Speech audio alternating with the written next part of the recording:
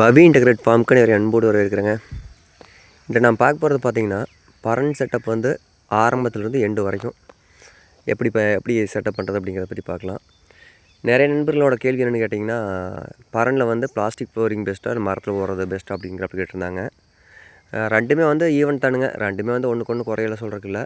என்னென்னு கேட்டிங்கன்னா, உங்களுக்கு பிளாஸ்டிக் ஃப்ளோரிங்காக இருந்தால் ஃபுல்லாக அவங்களே வந்து வேலை செஞ்சுட்டு போயிடுவாங்க. மரத்தில் எடுத்து போடுறப்ப பார்த்திங்கன்னா, ஒவ்வொரு இதுக்கு வந்து நாம்ளே வந்து அலைச்சல் கொஞ்சம் அதிகமாக இருக்கிறாப்புல தான் இருக்குங்க. இருந்தாலும் பார்த்திங்கன்னா, பிளாஸ்டிக் ஃப்ளோரிங்கில் வந்து வலிக்கு விட்றங்கிற மாதிரி கொஞ்சம் பிரச்சனை இருக்குதுன்னாங்க. மரத்தில் வந்து அந்த பிரச்சனை இல்லைங்க. இது பார்த்திங்கன்னா, இயர்லி ஒன்ஸ் அந்த ஆணி ஒன்று தான் பார்த்திங்கன்னா இத்து போயிடும். ஒவ்வொரு ரீப்பர் விட்டு வரப்போ ரிட்டன் வந்து நம்ம அந்த ஆணி தான் அடிக்கிறாப்புல இருக்கும். இப்போ ஆரம்பத்துலேருந்து எண்டு வரைக்கும் நம்ம செட்டு போடுறப்போ என்னென்ன இன்னல்கள் வருது, என்னென்ன ப்ளஸ் பாயிண்ட் இருக்குது அது அப்படிங்கிறத பார்க்கலாம். அது ஒவ்வொரு மெட்டீரியல் வந்து நம்ம எங்கே எடுக்கிறோங்கிறதையும் பார்க்கலாங்க. ஆல்ரெடி பார்த்திங்கன்னா, நான் ஃபஸ்ட்டு எடுத்தது வந்து பார்த்திங்கன்னா, சேலத்துக்கு அருகாமையில் தான் வந்து நம்ம மரத்துக்கு சொல்லியிருந்தேங்க. அடி பார்த்திங்கன்னா ஒரு 13, 14 ரூபா பட்ஜெட்டுங்கிறப்ப நம்மளுக்கு வந்ததுங்க. இப்போ வந்து பார்த்திங்கன்னா, கொஞ்சம் காஸ்ட் ஏறி போச்சு. இப்போ வந்து 5 ரூபா பட்ஜெட் வரும் அப்படின்னாங்க. மரம் எல்லாமே பார்த்திங்கன்னா, ஃபுல் அண்ட் ஃபுல் தைல மரங்க. அப்புறம் பார்த்திங்கன்னா, நம்மளுக்கு அடியில் போட்ட சட்டம் எல்லாமே பார்த்திங்கன்னா, நம்மளுக்கு தேக்குன்னு சட்டம் போட்டு கொடுத்தாருங்க. ஃபஸ்ட்டு நம்ம தூண் நிறுத்தியிருந்தோம் பார்த்திங்களா, அந்த தூண் எல்லாமே பார்த்திங்கன்னா நொய்யலுக்கு அருகாமையில் எடுத்தேங்க. அங்கே வந்து பார்த்திங்கன்னா, அடி 40 ரூபாய்ங்கிறாப்புல எடுத்தோம். வெளியிலலாம் பார்த்திங்கன்னா 60, 70 அப்படி சொல்லிட்டு இருந்தாங்க. இதே நொய்யல்லையுமே பார்த்திங்கன்னா, ஒரு சில கடையில் வந்து 60ங்கிறாப்புல தான் சொன்னாங்க. நம்ம கடையை வந்து சர்ச் பண்ணி பார்த்து கொஞ்சம் தரமாக இருக்கிறதா பார்த்து நாங்கள் எடுத்தோங்க. எடுக்கிற அனைத்துமே வந்து நம்மளுக்கு குவாலிட்டி நல்லா இருக்கணும். இப்போ ஃபஸ்ட் எடுத்தும் பார்த்திங்கன்னா, நம்ம ஃபார்முக்கு வந்தாங்க. இன்றைக்கி பார்த்திங்கன்னா, வாரையிலேயே மணி 3 மணி ஆயிடுச்சுங்க ஈவினிங் வந்ததையுமே பார்த்திங்கன்னா வேலையை ஆரம்பிச்சிட்டாங்க. வேலையை ஆரம்பித்து நைட்டு ஒரு 9 மணி வரைக்கும் செஞ்சாங்க. வேலையெல்லாமே சுத்தமாக செஞ்சாங்க. ஃபஸ்ட்டு வந்து நம்ம ஊரில் இருக்கிறவங்க வந்து வந்தாங்க. வந்து பார்த்து அது அப்படி இல்லை இப்படி இல்லைன்னு குறை சொன்னாங்க. சரி, அதனால் நம்ம சேலத்துலேருந்து வெளியே வர சொல்லியிருந்தோம். வந்து நம்ம ஃபேமிலியை வந்து தங்கி 1 நாள் 2 நாள் தங்கி நம்மளுக்கு வேலையை பாதி செஞ்சு கொடுத்தாங்க. இன்னும் ரிமைனிங் வேலை கொஞ்சம் பேலன்ஸ் இருக்குங்க. அதை ஃபைனல் டச் மட்டும் நம்ம கடைசியாக ஒன்று இருக்க போட்டுக்கலாம். இது பார்த்திங்கன்னா, இப்போ நம்மளுக்கு வந்ததையுமே தூணில் வந்து கரெக்டாக இப்போ அளவு பார்த்துங்க எல்லாத்தையும் நிறுத்திட்டாங்க. நிறுத்திட்டு இருக்கிற ரீப்பர் எல்லாமே பார்த்திங்கன்னா எடுத்து அடிக்க ஆரம்பிச்சிட்டாங்க. வந்ததையுமே வந்து இன்றைக்கி நைட் ஆயிடுச்சு பார்த்திங்களா, நைட்டுக்குள்ளேயே வந்து பாதி முடிச்சிட்டாங்க. இது மார்னிங் அடுத்த நாள் காலையில் இது செஞ்ச வேலைங்க. அடுத்த நாள் காலையில் அந்த லாஸ்ட் வந்து எண்டு வரைக்கும் வந்து நம்மளுக்கு ஃபுல்லாகவே ரீப்பர் அடிச்சிட்டாங்க. ரீப்பர் அடிச்சுட்டு அடுத்து பார்த்திங்கன்னா ஸ்டெப் போடுறேன்ட்டு ஸ்டெப் போட்டாங்க. ஸ்டெப் போடுறதுக்குள்ளே ஒரு நாள் ஃபுல்லாக முடிஞ்சிருச்சு. இது வந்து நம்மளுக்கு ஃபைனலாக வந்து நம்மளுக்கு இந்தளவுக்கு போட்டிருந்தாங்க. இது ஒரு இதில் கேப் எச்சாவும் கம்மியாக இருக்குதுன்னு நீங்கள் நினைக்கலாங்க. இது வந்து இன்னும் நம்ம ஃபினிஷ் பண்ணல. இந்த அடியில் பார்த்திங்கன்னா நம்ம சப்போர்ட் கொடுக்குறப்ப பார்த்திங்கன்னா அது இழுத்து வச்சு அடிச்சிருவோம் அப்படின்னாங்க. நம்மளுக்கு என்னென்னா அந்த ஆள்காட்டி விரல் வந்து உள்ளே போகிற அளவுக்குங்க. அந்த கேப் வந்து நம்மளுக்கு ஈவனாக வந்துடும். அதை வந்து நம்ம ஃபைனல் வீடியோவில் பார்க்கலாம். மரம் பாருங்கள் எந்த அளவுக்கு சேவ் மரம்ன்ட்டு இருக்குது. நம்ம எடுக்கிற மரமே பார்த்திங்கன்னா குறைஞ்சது ஒரு 40 வருடங்களுக்கு மேலான மரத்தில் தான் வந்து நமக்கு இது மாதிரி சேவுத்தன்மை வருதுங்க. இப்போ நம்ம டக்குன்னு தைல மரம்னு பெஸ்ட்டுன்னு நம்ம சொல்கிறோம் இல்லைங்க. தைல மரம் பெஸ்ட்டுன்னு சொன்னாலும் நம்ம வந்து அது பார்த்திங்கன்னா ரொம்ப நாளான மரமாக எடுக்கணுங்க. சேவ் இருக்கிற மரமாக எடுத்தால் தான் லாங் லைஃப் நம்மளுக்கு கிடைக்கும். இப்போ பிஞ்சு மரம் அதாவது பார்த்திங்கன்னா ஒரு 4 வருஷம் 3 வருஷம் மரத்தையெல்லாம் எடுத்திங்கன்னா உங்களுக்கு அந்த இது வராதுங்க. அந்த திக்னஸ் கிடைக்காது, சேவ் கிடைக்காதுங்க. அது இருக்கிறப்ப தான் பார்த்திங்கன்னா நம்மளுக்கு இரும்பாடு கிடக்குங்க. பாருங்கள் எந்த அளவுக்கு கெட்டியாக இருக்குதுன்ட்டு. நல்லா சூப்பராக போட்டாங்க. இது போட்டு முடிச்சது ஸ்டெப் போடுறதுக்கு ஆரம்பித்தாங்க. இதில் பாருங்கள் எல்லாமே வந்து நம்மளுக்கு நான் நினச்ச மாதிரியே பண்ணியிருக்கிறாங்க. இந்த 2 இது சைடில் இருக்கிற ஸ்டெப்பு நடுவாண்ட போடுறதுக்கு காரணம்னு கேட்டிங்கன்னா, இந்த 2 வந்து நம்மளுக்கு கெடாய் மேல் வந்து நம்ம நிறுத்துறதுக்காக அது தனியாக கேபினாக போடலாங்கிறதுக்காக அந்த இடத்த அப்படி உடச்சிடணுங்க. பார்ட்டிசிபேட் பண்ணுறது எல்லாமே பார்த்திங்கன்னா நம்ம பெரிய லெவலில் பண்ண போகிறதில்ல. சிம்பிளாக வந்து இப்போதைக்கு காஸ்ட் வைஸ் எது கம்மியாக அதை பண்ணுறேங்க. பிளாஸ்டிக் ஃப்ளோரிங் பண்ணுறப்போ இதெல்லாம் பார்த்திங்கன்னா 2 லட்சம் வந்துருங்க. இப்போ ஃபஸ்ட்டு பார்த்திங்கன்னா வேலை வந்து எப்படி செய்கிறாங்கன்னு பார்க்குறக்காக தான் ஃபஸ்ட் இந்த செட் ஆரம்பித்தோம். இது முடிஞ்சதையும் பார்த்திங்கன்னா இன்னொரு செட்டு நம்மளுக்கு இருக்குதுங்க. இந்த செட்டோட சைஸ் பார்த்திங்கன்னா 16க்கு 20ங்க. இன்னொரு செட்டு பார்த்திங்கன்னா நம்ம ஆல்ரெடி வந்து 20க்கு 26 போட்டிருந்தோம். அதில் 10க்கு 20 போட்டிருந்தேங்க. இன்னும் பார்த்திங்கன்னா 16க்கு 20 பெண்டிங் இருக்குது. இவங்க வேலை செய்கிறத பார்த்து சரி இன்னொரு ஃபார்மையும் சேர்த்து எக்ஸ்டெண்ட் பண்ணிக்கலாம் அப்படின்னு சொல்லி அதையும் போட சொல்லியிருக்கிறோம். அதுக்குள்ளே வந்து ஊருக்கு போயிட்டு ஒரு 2 நாள் வாரம் அப்படின்னு சொல்லி கிளம்பியிருக்காங்க. வந்ததுக்கப்புறம் நம்ம ஃபைனல் வீடியோ பார்க்கலாம். இது பாருங்கள் எல்லாமே வந்து மரம் தெளிவான மரங்க. இல்லை குவாலிட்டி நல்லா இருந்தது. எல்லாமே நம்மளுக்கு எப்படி செட்டப் பண்ணணும் நான் நினச்ச மாதிரியே பண்ணி கொடுத்துட்டாங்க. கீழே வந்து நம்ம கோழிகள் விட்றாப்புல அதுக்கு செட்டப் பண்ணணுங்க. அதை வந்து நம்ம அடுத்த வீடியோவில் பார்க்கலாம். ஒரே இதில் பார்க்க முடியல. வந்தால் பிடிச்சி நிற்கவே இல்லைங்க. வேலை சூப்பராக செஞ்சாங்க. இது வந்து நம்ம ஸ்டெப்புக்காக நம்மளுக்கு காடி போட்டாங்க. காடி போட்டு அங்கே நிறுத்துறதுக்காக அதையும் நம்ம பார்க்கலாங்க.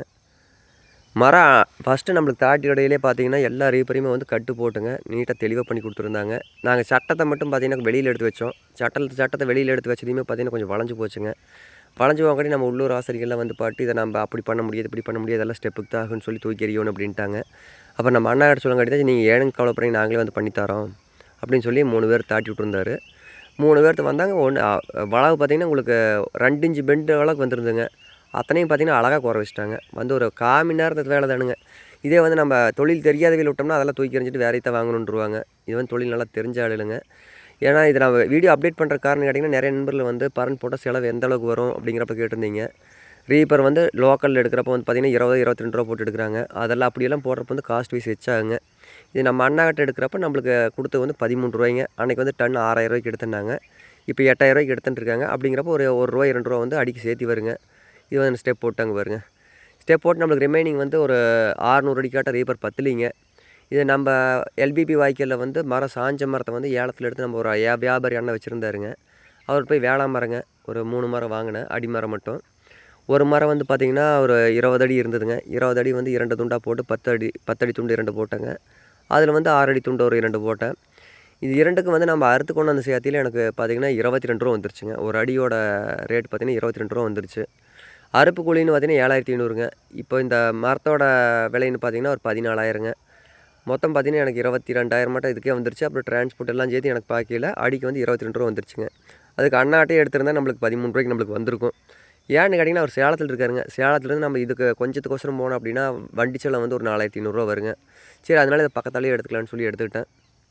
இதில் எந்தெந்த பொருள் வந்து நம்ம கம்மியாக எடுத்துன்னு வெளியில் நண்பர்களுக்காக சொல்கிறேனுங்க. தூணுன்னு பார்த்தீங்கன்னா 8 அடி தூணுங்க, 320 ரூபாய்ங்க. இந்த பரன் போட்ட ரீப்பர் வந்து பார்த்திங்கன்னா நம்மளுக்கு ஒரு அடியோட விலை வந்து 13 ரூபாய்ங்க. இது அனைத்துமே வந்து நம்மளுக்கு தரமான பொருளுங்க. தரம் இல்லாத வந்து எதுவும் எடுக்கல. ஏன்னா உங்கள் ஏரியாவில் வந்து என்ன ப்ரைஸ்க்கு சேல் பண்ணுறாங்கிறதையும் போடுங்க. ஏன்னா நான் சர்ச் பண்ண வரைக்கும் எது ரேட் கம்மியோ அதை தான் நான் வந்து நண்பர்களுக்கு போட்டிருக்கேன். இது நான் மரம் எடுத்தாந்தங்க. எடுத்தாந்தப்போ பார்த்திங்கன்னா உங்களுக்கு இதெல்லாம் கழிவாடுங்க. பார்த்திங்கன்னா 2 கட்டன் வந்தது. 2 கட்டனில் பார்த்திங்கன்னா இந்த அடியில் வேர் வந்தது, மேலையெல்லாம் கழிவாடுவோம். நம்மளுக்கு ஒரு 1.25 கட்டன் தான் வந்திருக்குங்க. இதுலேயே நம்மளுக்கு கொஞ்சம் காஸ்ட் போச்சு. நம்ம எடுக்கிறப்ப வந்து பார்த்து எடுக்கணுங்க. ஒவ்வொன்று நம்மளுக்கு நுணுக்க தெரியல ஃபஸ்ட் எடுத்தையுமே. இது மாதிரி நம்ம ஒரு இடத்துக்கு போகிறப்ப தான் வந்து இதை வேஸ்டேஜ் ஆகுது, இதெல்லாம் நம்ம தேவையில்லாத வாங்கிட்டோம், இதெல்லாம் வந்து வேஸ்ட்டு தானுங்க. நான் வாங்கினது வேஸ்ட்டு தான். இதில் கழிவாடும் ஏகப்பட்டது போயிடுது. ஆனால் ரீபரை பொறுத்த வரைக்கும் நல்லா தரமாக இருந்ததுங்க. பாருங்கள் எந்த அளவுக்கு வேலையை நல்லா செஞ்சு கொடுத்தாங்க. ஆனால் காஸ்ட் வைஸ் வந்து பார்த்திங்கன்னா சிவகிரி எல்லாமே ரொம்ப ரேட் அதிகம் தானுங்க. நம்ம சேனலை பொறுத்த வரைக்கும் பார்த்திங்கன்னா எது ப்ரைஸ் எங்கெங்கே கம்மியாக கிடைக்குதோ அதை வந்து நம்ம அப்டேட் பண்ணிகிட்டே தான் இருக்கோம். ஆல்ரெடி பார்த்திங்கன்னா நான் மூங்கில் தரம் போட்டிருந்தேன். இன்னுமே எனக்கு அது கால்ஸ் வந்துக்கிட்டே தான் இருக்குது. அதில் பார்த்திங்கன்னா 400 ரூபாய்ங்கிறாப்புல நம்ம அத்தானியில் வாங்கணும்னு சொல்லி போட்டிருந்தோம். அவங்க அந்த மூங்கில் வியாபாரி அவருமே வந்து நல்லா நிறைய பேர் வந்து வாங்கினாங்க. நம்ம தரமாக கொடுத்தங்கிறப்ப தான் சொல்லியிருக்கிறாங்க. நான் முடிஞ்ச அளவு ரெஃபர் பண்ணுறது வந்து தரமானதாகவும் விலை கம்மியானதாக இருக்கிறது மட்டும்தான் ரெஃபர் பண்ணிகிட்டு இருக்கிறேங்க. இப்போ நம்ம நண்பர்கள் யாராவது ஃபார்ம் அமைக்கணும் அப்படின்னிங்கன்னா நம்ம அண்ணாவோட நம்பர் இருக்குதுங்க, தாரேன். உங்கள் ஃபார்ம் செட்டப் எப்படின்னு சொல்லுங்கள். அவங்க நேர்லேயே வந்து பார்ப்பாங்க. பார்த்துட்டு அதுக்குண்டான ரீபர் எவ்வளோ வரும், தூண் எத்தனை தூண் நடணுங்கிறப்ப அவங்களே சொல்லுவாங்க. இல்லை நீங்களே வந்து எல்லாம் பண்ணி கொடுங்கன்னா அவையில் வந்து பண்ணி கொடுப்பாங்க. இல்லை நீங்கள் நேரில் போய் பார்த்துட்டு அங்கே போய் எடுக்கிறீங்கனாலும் தாராளமாக எடுத்துக்கலாங்க. நம்ம எடுக்காட்டி பரவாயில்லைங்க. நீங்கள் சொந்தமாக உங்கள் இடத்துலையே வந்து உங்களுக்கு கிடைக்கும் அப்படின்னீங்கனாலும் நீங்கள் எடுக்கிறப்ப வந்து மரத்தை வந்து எந்தளவுக்கு குவாலிட்டியாக எடுக்கிறீங்கிறது இதை பார்க்கலாங்க. இந்த மரம் பாருங்கள், நம்ம அறுத்த மரம் வந்து எந்தளவுக்கு பழமையான மரம்ன்ட்டு. இதெல்லாம் பார்த்திங்கன்னா இன்னொரு 20 வருஷம் 30 வருஷம் ஆனாலும் வந்து அப்படியே இருக்குங்க. அது மாதிரி தரமான பொருளுங்க எல்லாமே.